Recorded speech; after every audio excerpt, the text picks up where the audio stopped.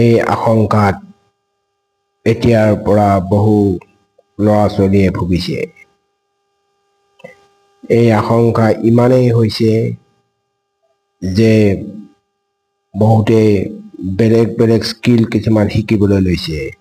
IT চেক্টৰত যদি simple IT কৰি কাম কৰিম বুলি ভাবিছিলে তেওঁলোকৰ বাবে ভৱিষ্যত অন্ধকাৰ। বহুতে কল চেণ্টাৰত জব কৰিছে, কল চেণ্টাৰৰ জবৰো অদূৰ ভৱিষ্যত নাইকিয়া হৈ আহিছে। ইয়াৰ সকলো জবৰ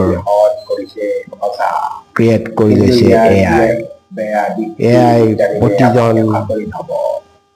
10জনৰ এজনৰ জব কাঢ়ি লৈছে। আৰু আনস্কিল বা কোডিং যদি সম্পূৰ্ণ ভালদৰে নলেজ নাথাকে তেতিয়াহ'লে IT চেক্টৰত তেনেকুৱা ল'ৰা ছোৱালীক জবত নলয়। কাৰণ সকলো কাম এতিয়া এটা ছফ্টৱেৰ বা IT দ্বাৰা AI সকলো কৰিব পৰাকৈ সম্ভৱ কৰি তুলিছে। ভাৰ্চুৱেল এছিষ্টেণ্ট, ভিডিঅ'গ্ৰাফী বা আপুনি বনোৱা ইমেজ আৰু আপোনাৰ লোৱা তথ্য ফটো এইবোৰ তেওঁলোকে সংগ্ৰহ কৰি এনেধৰণে প্ৰস্তুত কৰি উলিয়াই যে আপোনাৰ সকলো ডাটাই তেওঁলোকে পাই যায়। সেইবাবে হেকাৰ সকলো কিছু ক্ষেত্ৰত চিন্তিত হৈছে আৰু বা আপোনাৰ ভাল ভাল তথ্যসমূহ হেকাৰৰ হাতত পৰাৰ সম্ভাৱনা থাকে। আকৌ সকলো ডাটা তেওঁ এনেধৰণে সংগ্ৰহ কৰি লয় যে আপোনাৰ প্ৰাইভেচি বোলা কোনো ধৰণৰ বস্তুৱে নাথাকিব।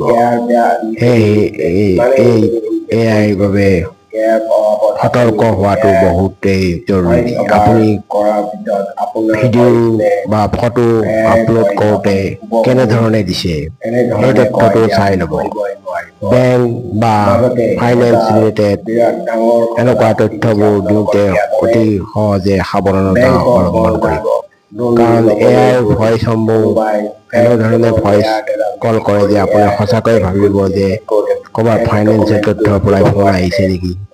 কিন্তু ফাইনেন্সিয়েল তথ্যৰ পৰা ফোন নাহিবও পাৰে। সেইটো AI ভইচৰ দ্বাৰা কোনোবাই বদমাচি কৰি কিনে আপোনাৰ টকা সংগ্ৰহ কৰি বা গোপনভাৱে আপোনাৰ লাগতিয়াল ইনফৰমেশ্যনবোৰ লৈ হেক কৰি ল'ব পাৰে।